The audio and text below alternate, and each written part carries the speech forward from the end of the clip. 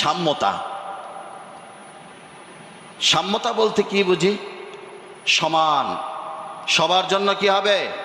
সমান। আইন সবার জন্য সমান, সংবিধান সবার জন্য কি বলেন? সমান। আজকে দুনিয়ার মানুষ তারা সাম্যতার স্লোগান দেয়, আসলেই কি তাদের মধ্যে সাম্যতা আছে? বলেন, সাম্যতা আছে? নাই। প্রধানমন্ত্রীর জন্য এক আইন, দেশের জনগণের জন্য আরেক আইন, ঠিক কিনা বলেন? একজন সংসদ সদস্যের জন্য এক আইন, দেশের সাধারণ মানুষের জন্য আরেক আইন। অনেক সময় রাস্তাঘাটে সাধারণ মানুষ যখন রাস্তার বাম পাশ দিয়ে গাড়ি না চাইলে যদি একটু ডান দিকে যায়, লেন চেঞ্জ করে, তাকে ধরে তার নামে মামলা দেওয়া হয়। কিন্তু যখন এখন একজন সংসদ সদস্য লেন চেঞ্জ করা নয়, উল্টা পাশ দিয়ে ওই রোড দিয়ে আসতেছে, রাস্তায় যেন তার জন্য সমস্যা না হয়, উল্টা লেন দিয়ে আসতেছে, উল্টা পথ দিয়ে আসতেছে, তার ব্যাপারে কোনো আইন নাই, তার ব্যাপারে কোনো মামলা নাই, তার ব্যাপারে কোনো বাধা বিঘ্নতা নাই। এখানে কি সাম্যতা আছে? বলেন, আছে? নাই। সাম্যতা শিখতে হবে জনাবে মুহাম্মদুর রাসূলুল্লাহ সাল্লাল্লাহু আলাইহি ওয়াসাল্লামের কাছ থেকে। আল্লাহর রাসূল সাল্লাল্লাহু আলাইহি ওয়াসাল্লাম সাম্যতা শিখিয়ে গেছেন। আল্লাহর নবী জনাবে মুহাম্মদুর রাসূলুল্লাহ সাল্লাল্লাহু আলাইহি ওয়াসাল্লাম এবং সাহাবীরা খন্দকের যুদ্ধে যখন যুদ্ধ করতে গেলেন, খন্দকের খনন করার সময় সাহাবীরা ক্ষুধায় কাতর, প্রত্যেকের পেটের ভিতরে পাথর বেঁধেছে।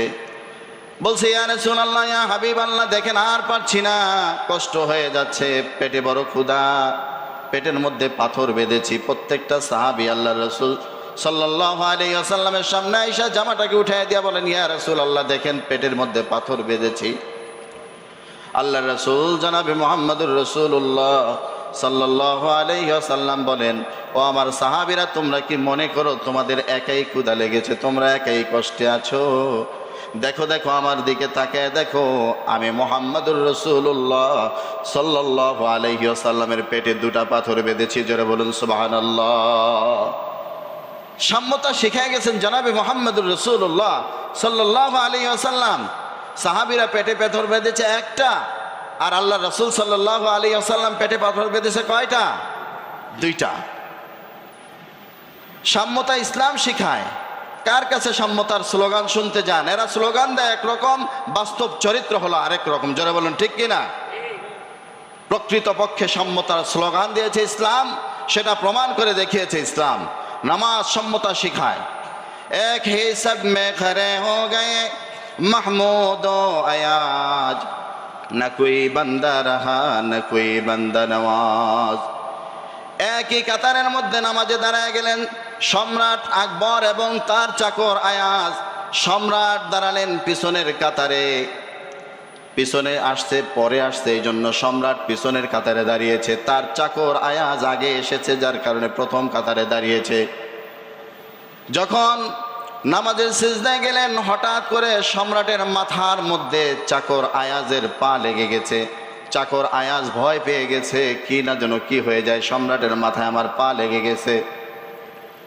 সম্রাট আকবর তিনি নামাজ শেষে দেখলেন তার চাকর আয়াজ, তার চেহারাটা মলিন, সে ভয়ে আছে, চেহারার মধ্যে একটা ভয়ের দৃশ্য দেখা যাচ্ছে।